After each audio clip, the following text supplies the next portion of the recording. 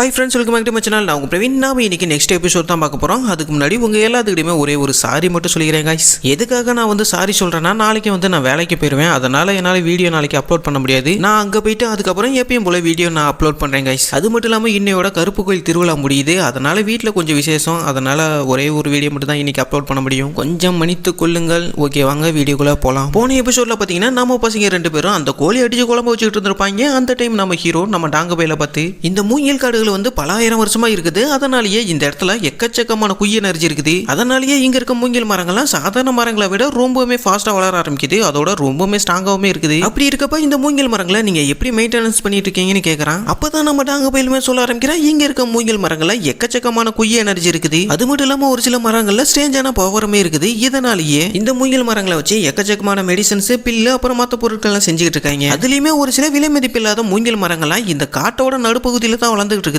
ஆனா இங்க இருக்க பிரச்சனையே என்னன்னா, இந்த காட்டுல எக்கச்சக்கமான மான்ஸ்டர்ஸ்கள் அப்புறம் பீஸ்ட் எல்லாம் இருக்குது. அதனாலேயே இங்க வர நிறைய பேர் செத்து போயிறாங்கன்னு சொல்லியிருப்பான். அப்பதான் நம்ம ஹீரோமே கேட்டிருப்பான், நீ சொல்றத பார்த்தா இந்த ப்ளூ ஆசரா லோட்டஸ் கோழி மாதிரி இந்த இடத்துல நிறைய பீஸ்ட்டுங்க இருக்குதுன்னு சொல்ல வரியான்னு கேட்டிருப்பான். நம்ம டாங்க பயிலுமே அப்பதான் சொல்றான், இல்ல மாஸ்டர், இந்த காட்டுல இருக்கிறதுல ரொம்பவுமே வீக்கஸ்டான ஒரு பீஸ்ட்னா அது இந்த ப்ளூ ஆசரா ரெட் லோட்டஸ் தான் சொல்லியிருப்பான். இதை கேட்டுட்டு நம்ம பயிலுக்குலாம் ஒரு நிமிஷம் அள்ளு விட்டுருக்கோம். நம்ம டாங்க பயிலுமே நம்ம ஹீரோட்ட என்ன சொல்லியிருப்பானா, இந்த காட்டோட சென்டர்ல இருக்க பீஸ்ட்டுங்கெல்லாம் இந்த டிமானிகல்ட்டில் இருக்க ஒரு சில பீக் கல்டிவேட்டர் அளவுக்கு பவர்ஃபுல்லான மிட் லெவல் பீஸ்ட்லாம் இந்த காட்டோட சென்டர்ல இருக்குதுன்னு சொல்லியிருப்பான். அதோட மட்டும் இல்லாம வருஷத்துக்கு ரெண்டு முறை மட்டும்தான் இந்த கல்ட்டில் இருக்க ரொம்பவே பவர்ஃபுல்லான வாரியர்ஸை கூட்டிட்டு போயிட்டு அந்த டிவைன் பாம்புவை அறுவடை பண்ணி டிமானிகல்ட்டுக்கு கொண்டு வருவாங்கன்னு நம்ம ஹீரோட்ட நம்ம டாங்க பையன் சொல்லிட்டு இருக்கான். இவன் சொல்றதெல்லாம் கேட்டுட்டு நம்ம ஹீரோ இன்னுமே பயங்கரமா ஷாக் ஆயிருப்பான். அப்பதான் நம்ம டாங்க பையிலுமே என்ன சொல்லியிருப்பானா, இந்த மூங்கில் காட்டிலேயே இருக்கிறதுலயே ரொம்பவே ஒரு சேஃபான ஒரு பிளேஸ்னா அது நாம இருக்க இந்த ஒரு இடம் தான். அது மட்டும் இல்லாம யங் மாஸ்டர், என்ன நீங்க மன்னிச்சிருங்க, நான் வந்து உங்களை பாதுகாக்க தவறிட்டேன். இந்த மாதிரி ஒரு நேரத்துல இந்த ப்ளூ ஆசரா லோட்டஸ் இந்த இடத்துக்கு வரும்னு நான் கொஞ்சம் கூட எதிர்பார்க்கலன்னு நாம ஹீரோட்ட சொல்லியிருப்பான். அதெல்லாம் ஒண்ணும் கிடையாது,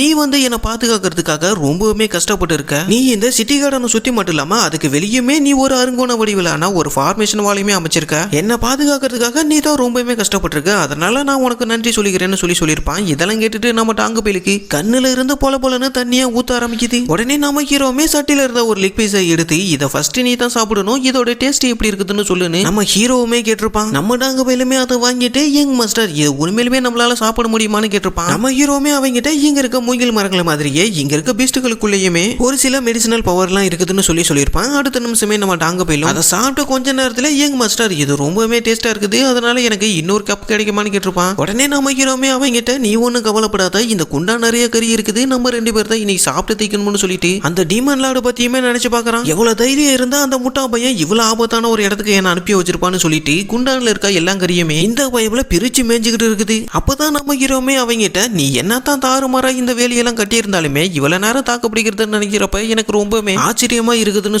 சொல்லியிருப்பான். இதை கேட்டுட்டு நம்ம டாங்க பையிலும், என்னோட வேலையவே நீங்க சந்தேகப்படுறீங்களா, அப்படின்னா நீங்க இதுக்கு முன்னாடி இந்த வால் ஃபார்மேஷன் பத்தி எல்லாம் படிச்சிருக்கீங்களான்னு கேட்டிருப்பான். நம்ம பையிலுமே அவனோட போன லைஃப்ல இதை பத்தி நிறையவே படிச்சிருப்பான். அதெல்லாம் பத்தி எப்படி இவன்ட்ட சொல்றதுன்னு நம்ம பையில அவங்கிட்ட ஒரு உருட்டி இருப்பான். நம்ம ஹீரோ சொல்றதெல்லாம் கேட்டுட்டு இந்த டாங்க பைலுக்கு பயங்கரமா ஷாக்கா இருக்கும். அவனு என்ன நினைப்பானா, இந்த ஃபார்மேஷன் டெக்னிக்ஸ் எல்லாம் மார்ஷல் ஆர்ட்ஸ் டெக்னிக்ஸை விட ரொம்பவுமே ஒரு வேறுபட்ட ஒரு படிப்பு சம்பந்தமானது. கொஞ்சமாவது அந்த ஃபார்மேஷனை பத்தி அவங்க படிச்சிருந்தா மட்டும்தான் அவங்களால அதை பத்தி சொல்ல முடியும். அப்படி இருக்கப்ப நம்ம தேர்ட் யங் மாஸ்டர் எப்படியாப்பட்ட ஒரு ஆளுன்னு என்னால கணிக்க கூட முடியல. அப்படி இருக்கப்ப நான் இவரை பத்தி ஒவ்வொரு முறையும் தெரிஞ்சுக்கிறப்ப இவர் மேல எனக்கு எக்கச்சக்கமான டவுட் வர ஆரம்பிக்குது. என்னன்னா, கொஞ்ச நாளைக்கு முன்னாடி தான் நம்ம டாங்க பையன் கொண்டு வந்த அந்த 17 புக்ல 10 புக்கை வெறும் 3 நாள்ல இவர் படிச்சு முடிச்சிருப்பாரு. அதோட மட்டும் இல்லாம அந்த ப்ளூ ஆசரா லோட்டஸையுமே தனியால இவர் சாகடிச்சிருப்பாரு. அதுவும் அவரோட குய் பிளாக்கேஜ் ஏற்பட்ட இன்னும் ஒரு முழுச குணமாகாம இருந்திருப்பாருன்னு இவனுமே நினைச்சிட்டு இருந்திருப்பான். ஆனா நமக்கு மட்டும் தான் தெரியும், ஏற்கனவே நம்ம ஹீரோ கம்ப்ளீட்டா கீழே இருப்பான். அதோட மட்டும் இல்லாம அவன் என்ன நினைச்சிருப்பான்னா, இவர் பாக்கிறதுக்கு என்னத்தோ ரொம்பவுமே விளையாட்டுத்தனமா இருந்தாலுமே இவர் ஏதாச்சும் ஒரு விஷயத்துல சீரியஸா மாறிட்டாருன்னா இவரோட கில்லிங் நெட்டு ரொம்பவுமே கொடூரமா இருக்குதுன்னு நினைச்சு பார்த்திருப்பான். அப்படியே கட் பண்ண அடுத்த நாள் காலையில நம்ம ஹீரோமே எப்படியாச்சும் இந்த டிமானிகல்ட்ல இருக்க எல்லா விதமான மார்ஷல் ஆர்ட் டெக்னிக்குமே கத்துக்கணும்னு நம்ம டிமானிகல்ட்ட சேர்ந்த எல்லா மார்ஷல் ஆர்ட் டெக்னிக்குமே படிச்சு தெரிஞ்சுக்கிட்டு இருந்திருப்பான். அதே சமயம் நம்ம ஹீரோட ஃபாஸ்ட் லைஃப்ல இவன் யூஸ் பண்ண ரொம்பவுமே பவர்ஃபுல்லான ஒரு டெக்னிக்கான டார்க் ஷேடோ குய் டெக்னிக்கை கண்டிப்பா என்னால அதை விட்டு கொடுக்க முடியாது. அந்த டெக்னிக்கை எப்படியாச்சும் இந்த டிமானிக் டெக்னிக்கோட ஒன்னா பயிற்சி பண்ணி ஒரு புது டெக்னிக்கை எப்படியாச்சும் உருவாக்கணும்னு இந்த டிமானிகல்ட்ல இருக்க எக்கச்சக்கமான மார்ஷல் ஆர்ட்ஸ் புக் எல்லாம் படிச்சு தெரிஞ்சுக்கிட்டு இருந்திருப்பான். அந்த டைம் தான் நம்ம ஹீரோக்குமே ஒரு புக் கிடைச்சிருக்கும். அதுதான் ட்ரூ டிமானிக் ஆர்ட்ஸ் டெக்னிக். அந்த புக்ல என்ன இருந்திருக்கும்னா, இந்த டிமானிகல்ட்ல இருக்க ரொம்பவுமே பவர்ஃபுல்லான டிவைன் டெக்னிக்ஸோட பேசிக்க கத்துக்கிறதுக்கான மார்ஷல் ஆர்ட்ஸ் டெக்னிக்ஸ் தான் இந்த ஒரு புக்ல இருந்திருக்கும்.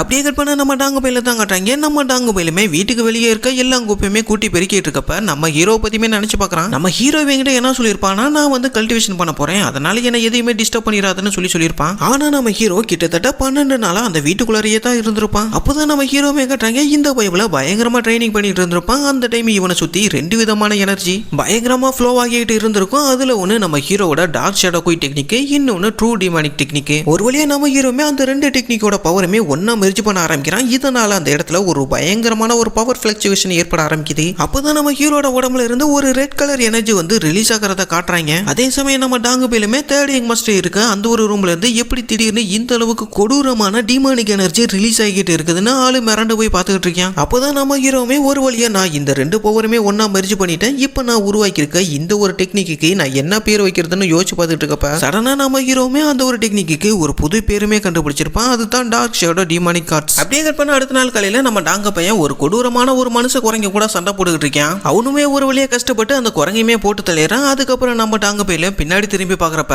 அங்க பார்த்தா நம்ம பையன் சும்மா கொத்தா எல்லாம் குரங்கையுமே போட்டு தள்ளி வச்சிருக்கான். அப்பதான் நம்ம டாங்க பையிலுமே நம்ம ஹீரோட்ட சொல்லிட்டு இருக்கான், யங் மாஸ்டர் இந்த குரங்குங்க எல்லாம் எப்பயுமே கூட்டமா தான் அலையும், அதனால நம்ம அந்த குரங்குங்க வரதுக்கு முன்னாடி இந்த இடத்த முத காலி பண்ணிடலாம்னு சொல்லிட்டு இருக்கப்பயே அந்த இடத்துல எல்லா குரங்குகளுமே வர ஆரம்பிச்சிருக்கும். உடனே நம்ம ஹீரோவும் அவனை பார்த்து, நீ ஒண்ணு கவலைப்படாத டாங்கு, இதை நான் பாத்துக்கிறேன்னு சொல்லிட்டு என்னோட லிமிட்டை நான் ஃபுல்லா யூஸ் பண்ணா மட்டும்தான் என்னால ஸ்ட்ராங் ஆக முடியும்னு கத்திக்கிட்டு நம்ம ஹீரோ புதுசா கண்டுபிடிச்ச அந்த டார்க் ஷேடோ டிமானிக் டெக்னிக்கை யூஸ் பண்ண ஆரம்பிக்கிறான். இதனால அந்த இடத்துல ஒரு பவர்ஃபுல்லான ஒரு அட்டாக் அந்த குரங்குங்க மேல போயிட்டு ரீச் ஆக ஆரம்பிக்குது. அந்த அட்டாக் பட்ட அடுத்த செகண்டே அந்த குரங்குங்க எல்லாமே அதே இடத்துல செத்து போயிருதுங்க. அப்படியே கட் பண்ண நம்ம டீமன் லார்ட தான் காட்டுறாங்க. நம்ம டீமன் லார்டுமே நீ இப்ப என்ன சொன்ன, அந்த தேர்ட் யங் மாஸ்டர் அந்த மூங்கில் தோப்புல இருக்க ப்ளூ அஸ்ரோ லோட்டஸ் அப்புறம் அந்த சிங் குரங்குகளை வேட்டையாடிட்டு இருக்கானான்னு சொன்னா அப்படின்னு கேட்டிருப்பான். அதுக்கு அந்த கருப்பு சட்டையும் ஆமா மாஸ்டர்னு சொல்லியிருப்பான். ஓகே ஃப்ரெண்ட்ஸ், வீடியோ பிடிச்சிருந்துச்சுன்னா மறக்காம ஒரே ஒரு லைக் அண்ட் சப்ஸ்கிரைப் பண்ணிட்டுங்க. அது மட்டும் இல்லாம எப்பயும் போல யாராச்சும் வீடியோ ஃபுல்லா பார்த்துருந்தீங்கன்னா மறக்காம உங்க பேரை கமெண்ட் பண்ணுங்க, அதை வந்து நான் நெக்ஸ்ட் வீடியோலுமே அப்லோட் பண்றேன். ஓகே கைஸ், முடிஞ்ச அளவுக்கு நாளைக்கு நான் ஒரு வீடியோவாவது அப்லோட் பண்ண ட்ரை பண்றேன். அதுக்கப்புறம் எப்பயும் போல